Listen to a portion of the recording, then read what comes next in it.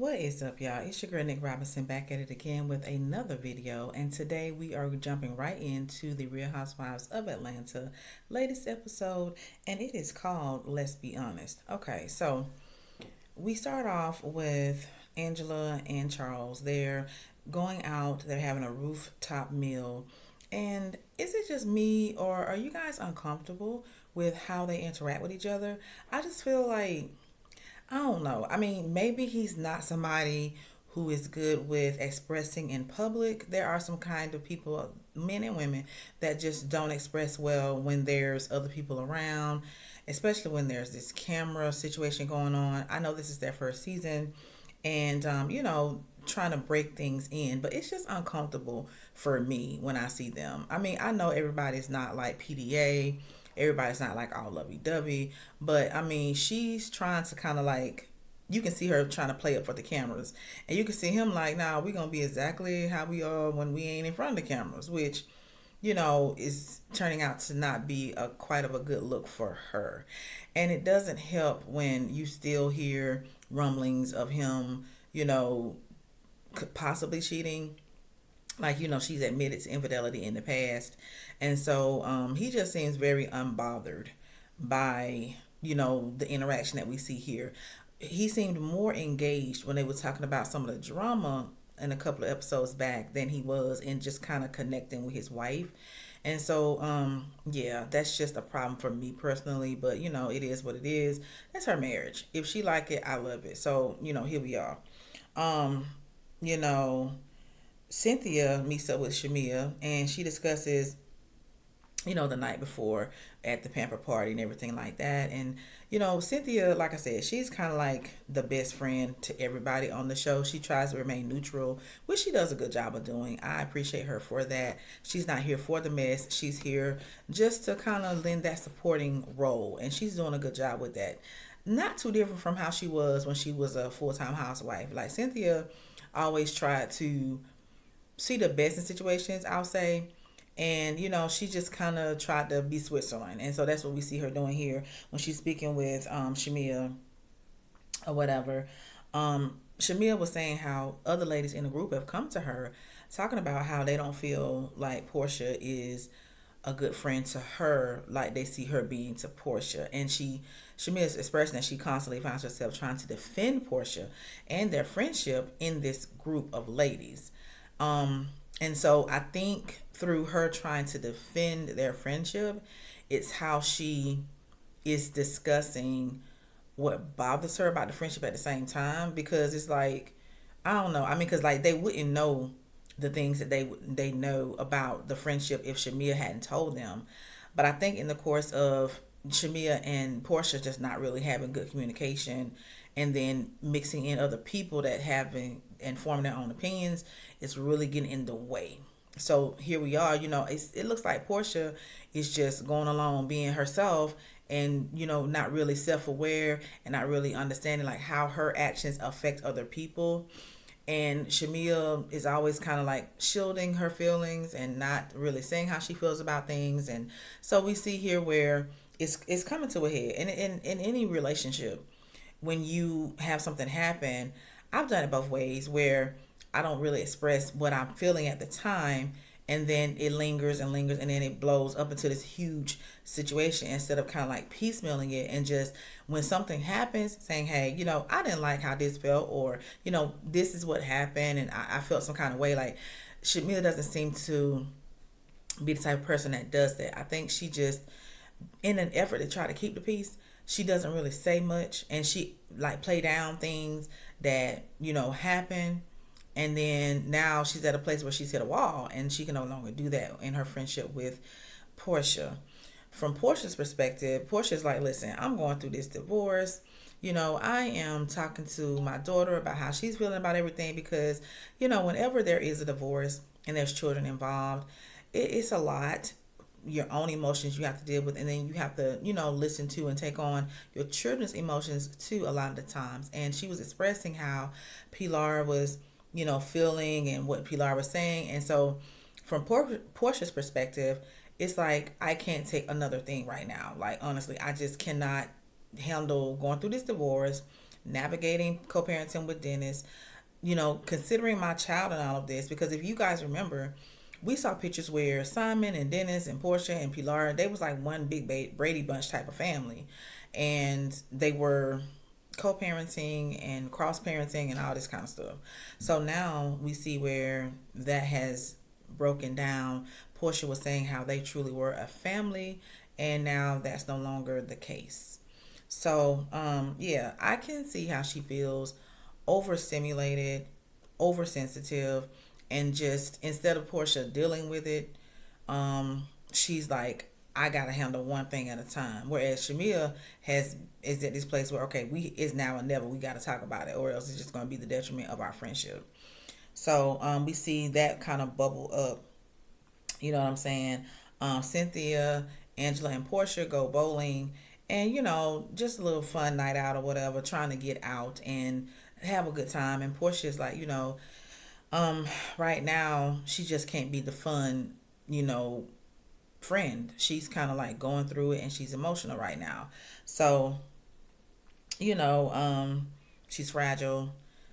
She's kind of out of it, and we can see that the energy is just not there with Porsha in this season. Understandably so, because if you don't know, going through a divorce is like a death. It is the death of whatever your hopes and dreams was for that relationship. It's the death of the time that you guys spent together. It's like multiple different things that a divorce brings out, even when it's a relationship that should have ended. Just because it should have ended and it was probably the right decision to divorce that person, it doesn't make it any easier. You know what I mean? So I can understand her on that. I don't know if this was the best time for her to return to Real Housewives, as far as giving, if you will. Of course, she want that check. So, she's going to make herself, come and, perform the best that she can, I guess. And that's what we're seeing here. So moving on to, Drew. Now, she got a whole hot mess, okay? Because she just always has a whole hot mess, it seems. But when it comes to her divorce with Raph, this is where we see where, he's saying that he wants 40% of Drew Sidora LLC. And Drew was saying, I formed that in 2005. How does he claim to have any rights to that when I, established that before we was even together? And then she is saying that Raph is trying to get her lawyer recused, meaning removed from the case, because in his claim to saying he owns or whatever is rightfully the owner of Drew Sidora LLC, her lawyer formed a new company which he wants 40% of as well. And he's trying to get the lawyer removed because in the midst of everything, she's formulating another company, and it's just a whole mess. And then we see where, Raph has basically locked her out of the house by changing the code to the house. And I'm seeing him like, girl, don't joke. I mean, I guess she ain't got time to keep it with a key, because usually, and I know my little lock that I got on my door probably is not as expensive or whatever as what they have. But usually you do get a key as well. So I don't know if he like changed the whole system, but she showed where access was denied. So I don't know. He changed the code for sure. And so she said that he came up from the basement to open the door for her. And I'm like, okay, petty. Like I said before, it just doesn't make any sense what he's doing in that regard to me. Locking your significant other out of the house that you guys share, even though y'all going through a divorce, is weird to me. Drew and her mother discuss the implications of the divorce when it pertains to the children. And again, these kids are in the middle of it, like it or not. Whenever things happen with the parents, they feel the brunt of it, and their behavior does change. I remember, my oldest daughter, when I was divorcing their dad, just the whole transition of like separating homes and trying to figure out like schedules and stuff like that, that definitely had an impact on the children. She's saying that her mother is saying that the kids are exhibiting different behavior than they normally do because of this divorce. I don't know what the kids know because the kids still see Raph. He's still in the house. So if they're already acting out, what have they been told or what do they see that's different? Because from what I know and what we saw, he and Drew, had their things, and they're supposed to not be discussing anything with the children, which was my understanding. And then as far as like sealing the divorce records and stuff like that, like how would kids even know to even, because their kids are really young, they wouldn't know how to go and look up X, Y, and Z. So I don't know what's happening in that house now that is making the kids act out, because Drew is crying saying that she didn't know her kids were acting different. I don't know. I mean, like, how do you not know that your kids are acting different? I'm confused as usual when it comes to Drew. I just, maybe she's just a different type of person than I am, and I just don't understand how her mind works, because you should be the first one to know that your kids are behaving differently. It shouldn't take your mom to tell you that your kids are behaving differently. So I don't know. And then we see where she's crying and the mom is crying and everything like that, and they're just having a moment. And again, divorce brings up a lot of emotions, so it's probably a little bit of everything that's crashing down. You know what I mean? Because at one time they did love each other, and even Raph said how in love they were at one time. So it's really sad to see that you can go from loving somebody, sharing a life with them, having, children and a family with somebody, to pretty much becoming enemies. It's a big transition. It's a really, really big deal. So yeah. Angela's mom comes, and, you know, she says her and her mom are really close, and she bought a house for her mom and her sister was in it. $500,000 house, y'all.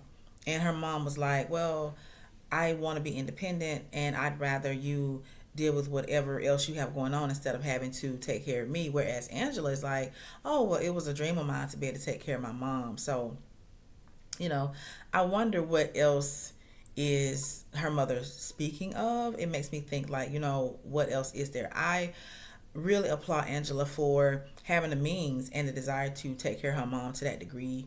And I also applaud her mother for saying, you know what, I see my daughter has a lot of other things going on. Let me take something off of her plate.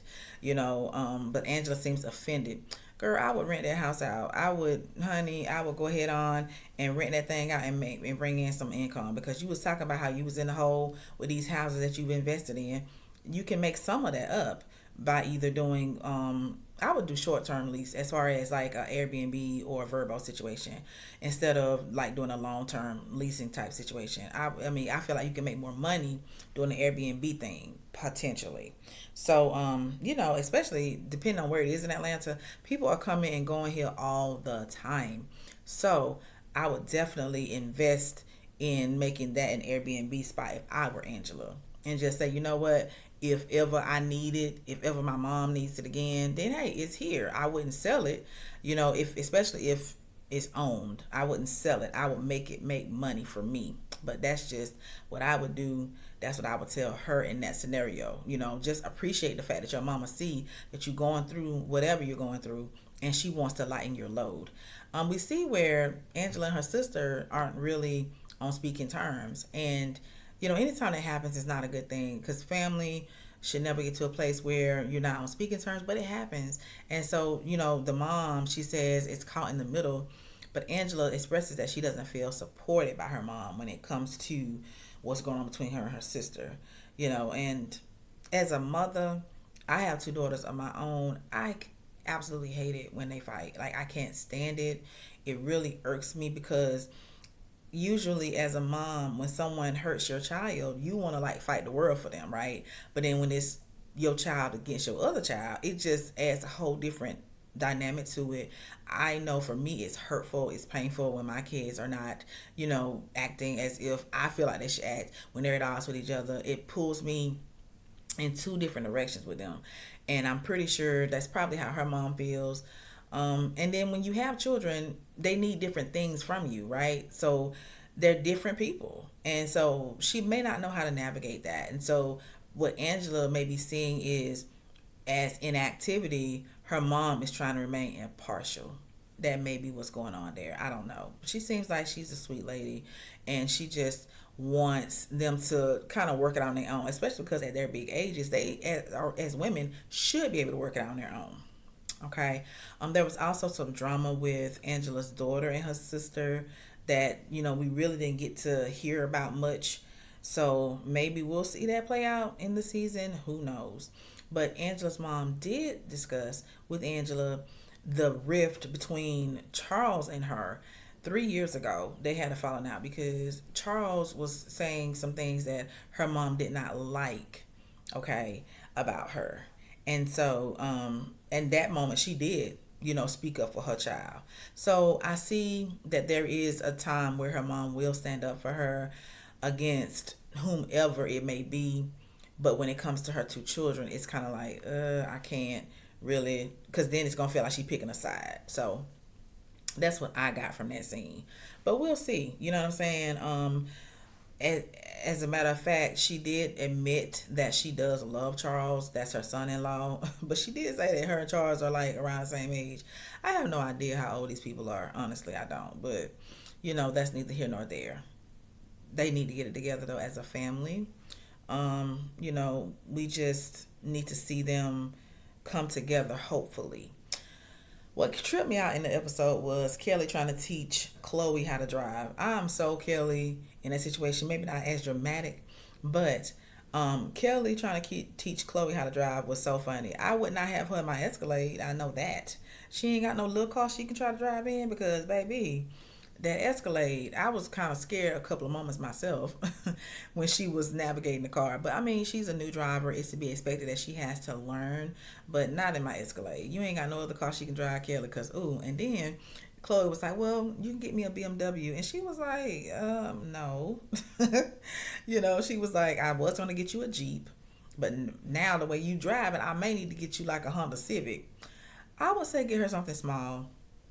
That's what I would do. Get her something small, something that she can move around in easily. And Kelly has the right idea. She was saying that she's going to get the car for her, but teaching her daughter responsibility in that she needs to maintain the car, I think it's fair. I mean, at some point she does need to learn some responsibility on her own. And that's a good way to do it, like gas, oil change. That's not too much money. You know what I mean? And then, of course, if it's anything more than that, of course, Kelly will step in, I'm sure. What I'm noticing is that, we didn't see much of Britt in this episode. I don't know what's really going on in her life, really. It's kind of like they have filler scenes with her and Kelly. I don't feel like there's a lot that we've gotten into when it comes to those ladies. I feel like I don't know. It's not giving main cast. It's really not. So that's what's kind of, I don't know. Maybe I'm just being hypercritical, but I didn't see a lot in this episode from either of those ladies. They may as well be supporting cast or friends of the way they're shooting them. So that's just my opinion. Now to the big moment when Shamea and Porsha sit down to talk. They go to this restaurant, cute little restaurant. I'm probably going to try it out one day, to discuss the state of their friendship. So Shamea, we all know Shamea talk a lot. That's just her personality. That's just in her nature to talk a lot. And so it's like kind of like diarrhea of the mouth. She's kind of like running off everything she's been feeling for all these years that she really has not deep dive discussed with Porsha, because again, she has kind of just let things go and she's kind of like, okay, it's all right, but it's really not. And I wish in that conversation Porsha could have told her, like, listened to her or whatever, and her body language could have been better, I feel, because like Shamea was saying, it was dismissive. It came off dismissive, I'll say that. Not saying that that's how Porsha felt, but it just came off as dismissive. When you're breathing heavy, when someone's talking, and you know, whatever. I don't know. But that's Porsha. Like Porsha, whenever she's in a conversation she really don't want to hear or discuss or go into, that's what she does. I remember she was having a conversation with somebody a few years ago, and she was like, they was in the conversation, and then she was rubbing the Tom Ford lotion on her hands, like, "Oh, have you smelled the Tom Ford lotion?" I don't remember who she was talking to, but that's what Porsha does when she's in a mood of kind of like not wanting to talk about something, and that's what we see here with Shamea. I wish instead of her doing that though, she could have said, "You know what, Shamea, I'm sorry if I've come across as, however you're feeling, right? Whatever I've done to make you feel that way. But right now, it's not like I don't care. It's just I'm overwhelmed with what's going on in my life personally. And it's not that I don't want to give the friendship the energy that it deserves. It's just I don't have it." But Shamia recognizes that. And I know she recognizes that when she says, "I hope you have the bandwidth to include our friendship in what's going on in your life." You know what I'm saying? Like, you know, um, Portia didn't communicate as well as I feel like she could have in that moment. Um, but she showed up because she don't want Shamia to feel like she doesn't care. That's what I'm getting from the situation. And perhaps when they look back on it, they can see what they could have done differently. For Shamia, she's like, "Okay, I'm done with holding back my feelings." And in that moment, she just wanted to get everything out. And people are different. Like, sometimes it's better to piecemeal things than to wait like Shamia did, because now Portia's going through something in her life where you know the friendship is not a priority per se in comparison to what's going on with her life that we can't even know about in detail, because she's been served a cease and desist. It appears she can't film in the house. So I would think that if you can't film in the house, then you can't talk about the relationship, because that's why we don't see that she's talking about it really. So here we are. They have their sit down, but at the end of it, it was tense at first, but they held hands, they looked in each other's eyes, they gave each other a hug, and I don't know. I mean, they walked away. I don't feel like there was any resolve, but at least they did have a conversation. That's all I can say. We'll just have to see what happens coming up with the dynamic of all the ladies, because we see where Porsha is excited and ecstatic to see Phaedra. You know what I mean? And I just wish that the energy that she has with Phaedra showed across with Shamea, because in the conversation with Shamea was like, "I wish that you could be on camera how you are off camera." That was interesting to me, because that lets us know that there is different treatment or whatever. I don't know. It's There obviously is a difference, because Porsha didn't deny it when Shamea said it. And she also said that Porsha said, "Oh, well, they'll have to pay me a lot more money for me to do all that." What does that mean? You see what I'm saying? Like, what exactly does that mean? Um, I don't know. It's weird to me, because why are you different when you're in your friendship with Porsha when y'all are off camera versus on camera? So I don't know. It just goes back to what we've been saying from the beginning, that the dynamic has changed, because now they're on the same level, if you will, in public versus in private. I don't know. Like, I don't know why a friend would treat their friend differently. It's kind of like when you are friends with somebody and y'all are cool in private, but then when y'all get in public, they treat you different. That's how I'm feeling it. It's not cool like that. That wouldn't make anybody feel good. And this show situation has brought it to a head to where Shamea is kind of like reliving everything that's hurt her in their friendship, and Portia just ain't got time. So I don't know. Y'all tell me what y'all think. I'm okay with this season. I'm interested to see how things wrap up, and I'm interested to see how the reunion goes. That's what I'm looking forward to. The rest of it, it is what it is. I don't know what all Phaedra will give. We're gonna see We already know that there's a situation where she talks about Charles and infidelity. I don't know if she's just speaking on something old or new. So we will see about that. Y'all let me know what y'all think. Like, comment, subscribe, share all the good things. I appreciate each and every last one of you. And I will talk to you later. Bye.